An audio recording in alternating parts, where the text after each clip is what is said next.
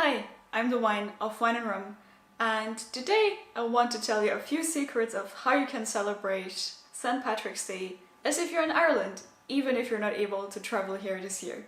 If you like learning about living in Ireland, do make sure to subscribe. We've already done a lot of videos on this topic and we'll be doing a lot more in the future. Let's get started. So the first point on the list might be the most shocking, because probably when you're thinking about St. Patrick's Day, you're thinking about parades and big events.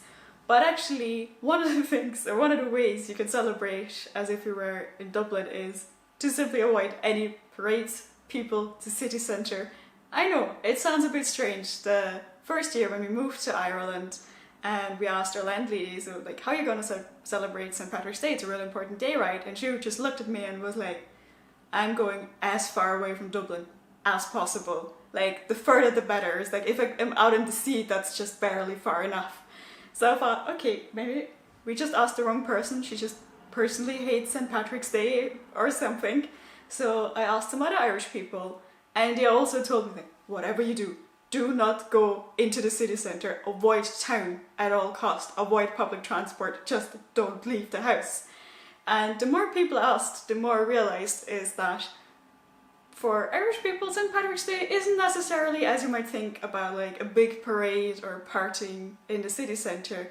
In fact, a lot of them actually just think that all the traffic and everything it causes is a bit of a headache, so they prefer to stay home.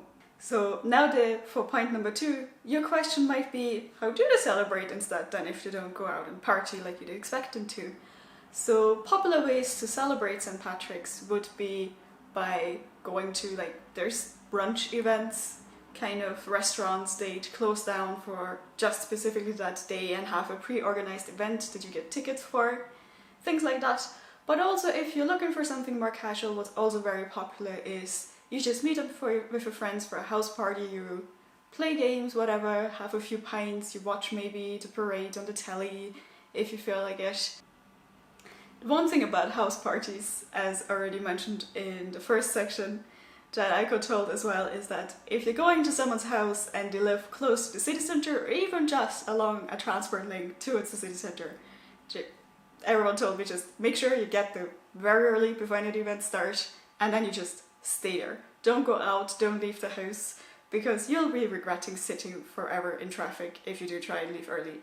So for point number 3, you can also get your children involved if you have any, or yourself if you like to do arts.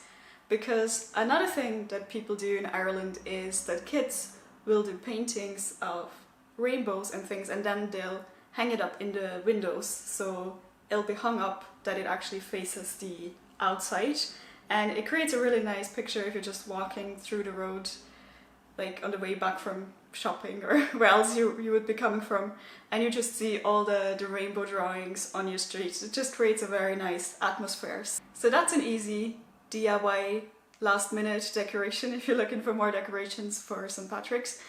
Just draw some rainbows or have someone else draw their rainbows and just hang them up, and perfect! Decorations as if you were in Ireland. So the next point on the list relates to the name itself. And actually, I had a colleague in an office I worked in once here in Dublin, and if anyone who wasn't from Ireland even tried to talk about the day and said as much as Saint, she would yell, well, I shouldn't swear in the YouTube video, she would yell basically, don't call it Patty's Day, it's not a patty, it's not a burger, and she would just go so mad. Because when she went to the US, apparently a lot of people kept talking to her about Patty's Day, and she's still traumatized from that. So what people do call it is Paddy's Day, like a softer D and not like a patty like you put on a burger. So the next point on the list also relates a bit to the US, because a lot of St. Patrick's Day traditions, what you might be thinking of or how you see it represented in films and TV series, would be more based off what probably Irish immigrants in the US come up with. And I'll step away from the discussion of what it means about whether that's Irish or not. I'll let the comments battle that out between the Irish Americans and the Irish people. But So, like, if you want to celebrate as if you were in Ireland, it means not necessarily doing the things you'd traditionally think are very Irish. And like one of those classic things I keep hearing about is that apparently stuff like corned beef and cabbage is seen as a traditional dish. As like, never once have I seen it on a menu here, anywhere. I'm not even sure I've seen corned beef anywhere in the supermarkets, at least not like very obviously displayed like an everyday household item. What if you're trying to do an Irish dish, what you could do instead is cabbage and bacon. Super delicious, especially if you have with some mashed potatoes and parsley sauce. One of my favorite things to order when we go to a pub. Definitely recommend that. So the next point on the list is that actually St. Patrick's, yes, it's March 17th, but it's not fully restricted to that day.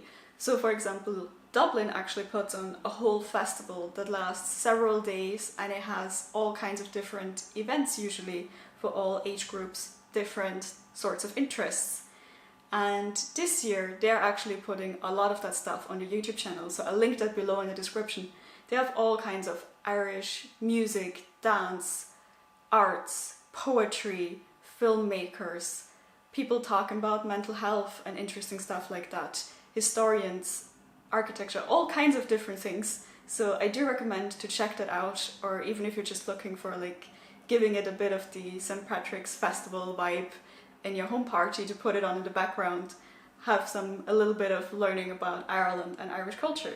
And the final point on our list is to just really understand the essence of St. Patrick's. So St. Patrick's Day is the first bank holiday that we get in Ireland after New Year's. So it's been like almost 3 months, and people just want to have a good time. They just want to have some crack, enjoy, you know, your bank holiday, your day off, do something fun, something that you enjoy. It doesn't have to involve drinking, it doesn't have to involve partying. Lots of people use it as an excuse to go on a day trip away, maybe see some friends they haven't seen in a while. And some people just enjoy the day by staying all day home in their bed in their pajamas. It's completely up to you, and it's all just about you enjoying it and having a good day with it. And if you can, you know, incorporate some of the things on the list, maybe learn something new about Ireland if that's something you're passionate about, why not? So I hope you enjoyed this little guide on how you can celebrate St. Patrick's Day as if you were in Ireland. Let me know in the comments where you are, and are you celebrating St. Patrick's Day, and if you want, how you're celebrating. In any case, I wish you a happy St. Patrick's Day. I won't put any of the Irish people watching through the torture of me trying to pronounce it in Irish, as how the people would usually say it here as well in like all the official things.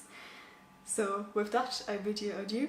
I hope to see you again in a video next week when the room will be back, and until then, bye!